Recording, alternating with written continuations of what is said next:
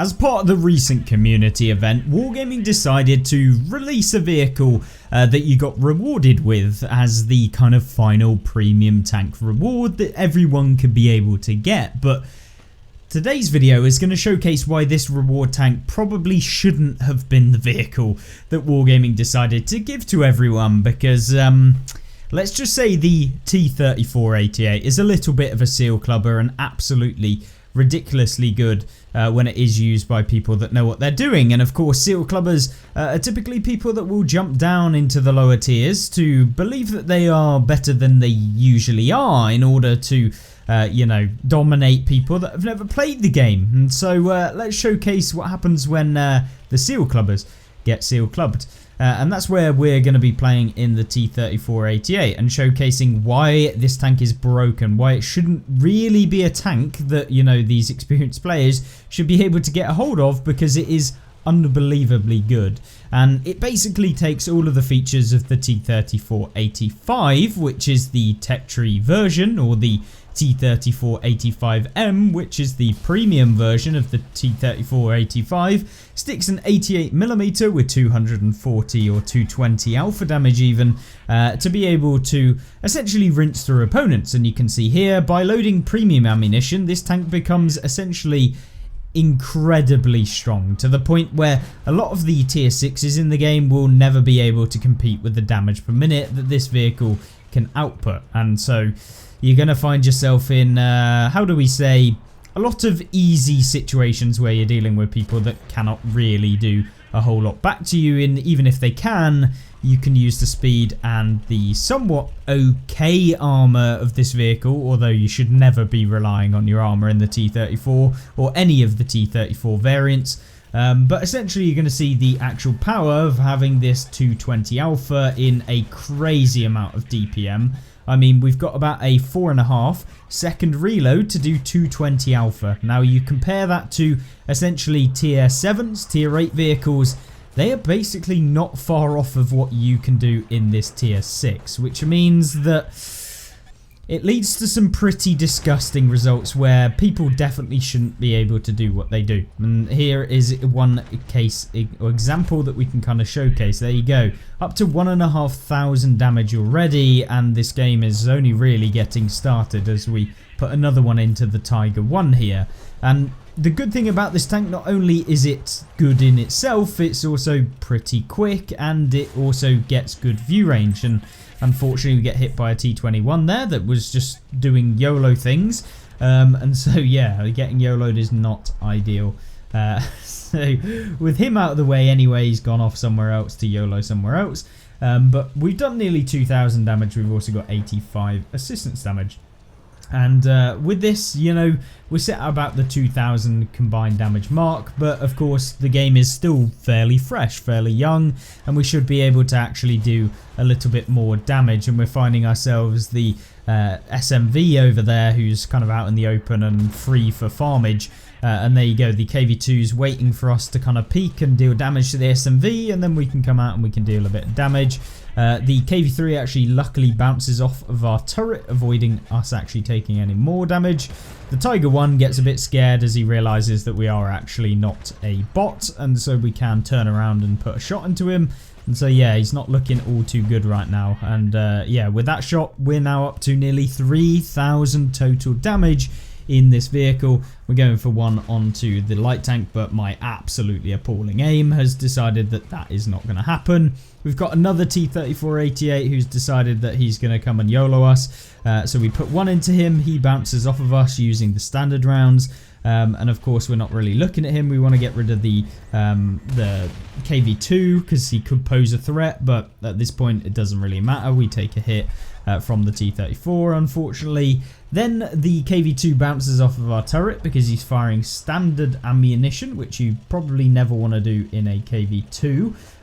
But from that we seem to be like we're going to win this game, and we should win this game. I've taken out 6 of the enemy tanks. We've got a medium tank over to our right that can't hit us right now, but we are going to poke this guy, see if we can get a little slim shot into the side of him.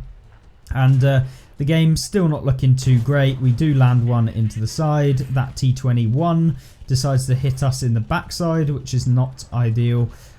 But yeah, we've got a lot of tanks still left alive. This T21 is running away now, and so we've only really got this KV2 over here to kind of contend with on this flank. We've got 7 enemies taken out in this game as well, which is brilliant, and we've got a little artillery piece who we managed to potentially hit, but then of course doesn't manage to, and so we want to get one into the KV2. I decide let's actually go for this guy. We want to get him out the game, and oh my word, there's a KV3 still sat back here. And he takes us out with a little swing, and now we end up losing the game. So I have no idea how we managed to lose the game. I mean, my play there, I wasn't expecting the KV3 to still be there.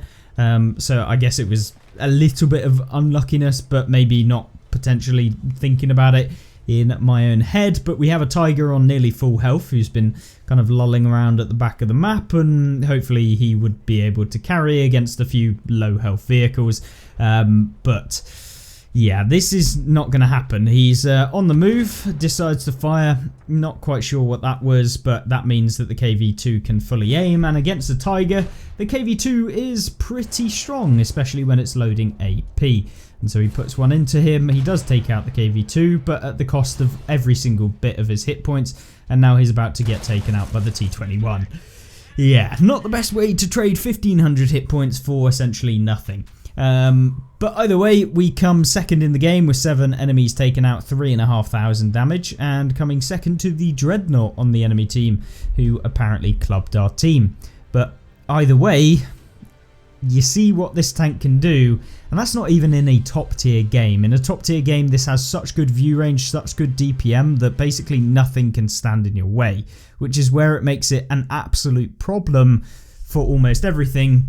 And even when you get into tier 8 games, because of the premium round penetration, you don't really have any problems at penning anything. The only kind of negative is that you don't have as many hit points as a lot of the other tier 8s in the game, and certainly don't have the armor to take shots from tier 8 vehicles, but you've still got ridiculous DPM that is on par with some tier 8 vehicles. So yeah, I'm not entirely sure why Wargaming decided that this would be an okay tier 6 vehicle, and you can kind of see why the Seal Clubbers like to jump down into these tiers and play this sort of thing, as apparently you can do things like that last game. And so what happens when the Seal Clubber comes into a tier 8 game?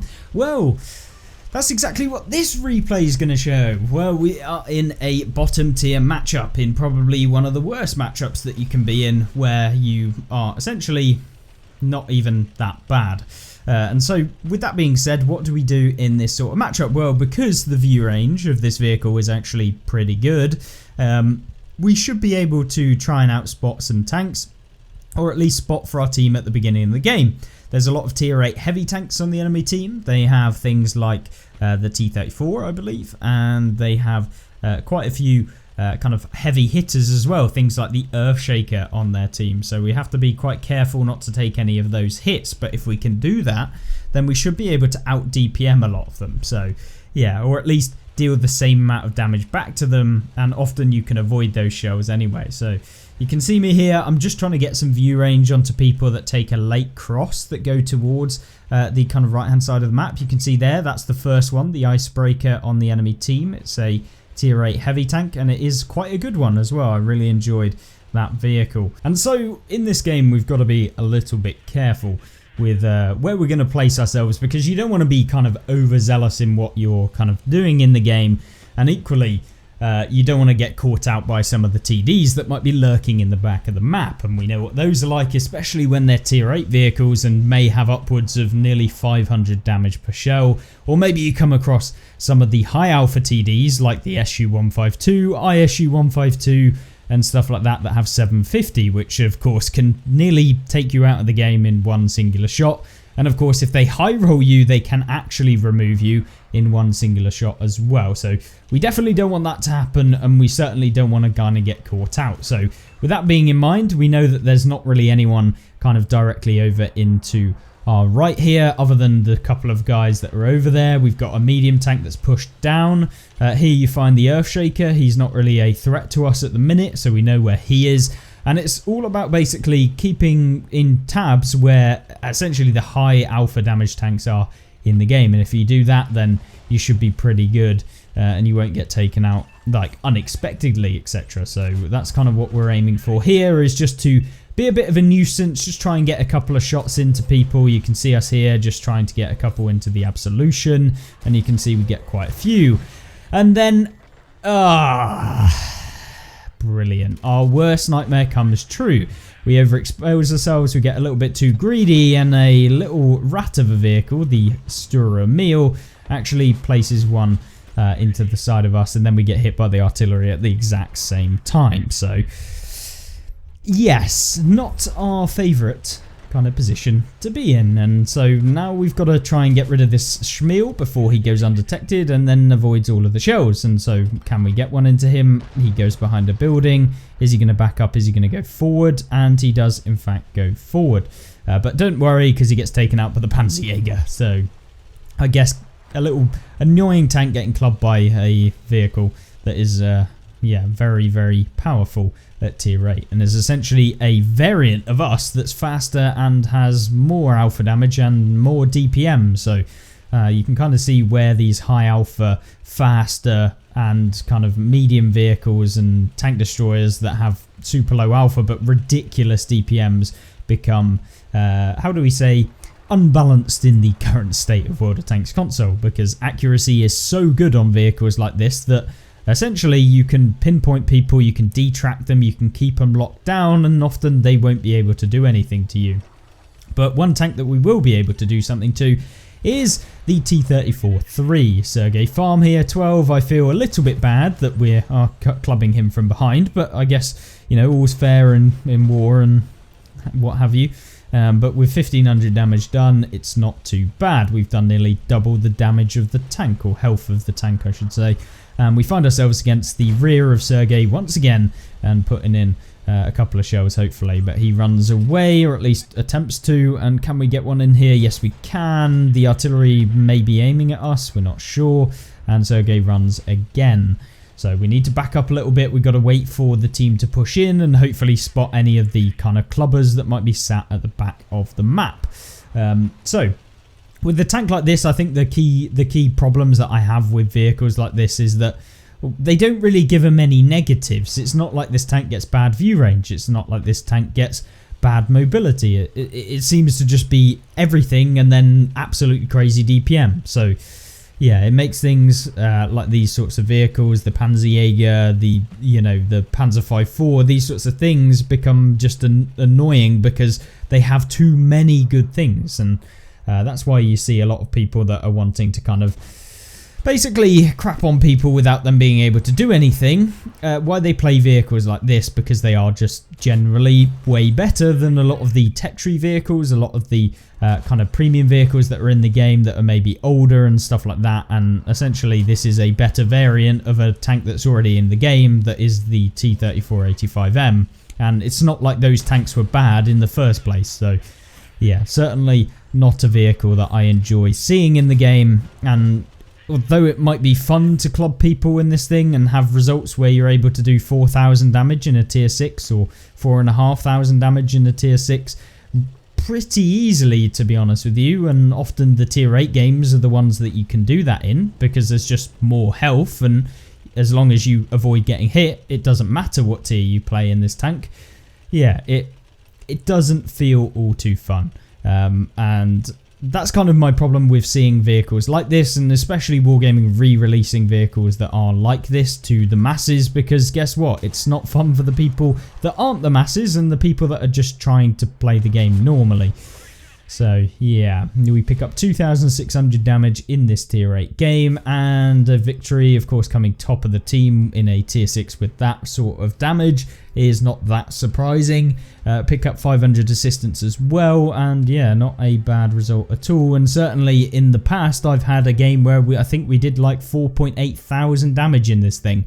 And I believe it was on Erlenberg, and I think that there is a video out there somewhere if any of you may have been around when we played this thing last.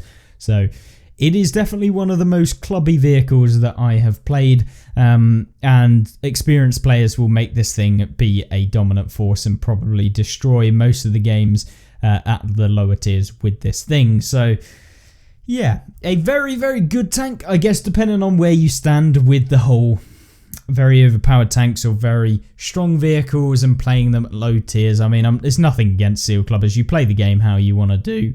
I don't actually care at the end of the day. And, you know, as soon as, you know, players that are very experienced drop down to those tiers, they can easily take out some of the Seal Clubbers that sit at those tiers anyway. And it doesn't mean a lot anyway. So without further ado, I think that is the end of today's video.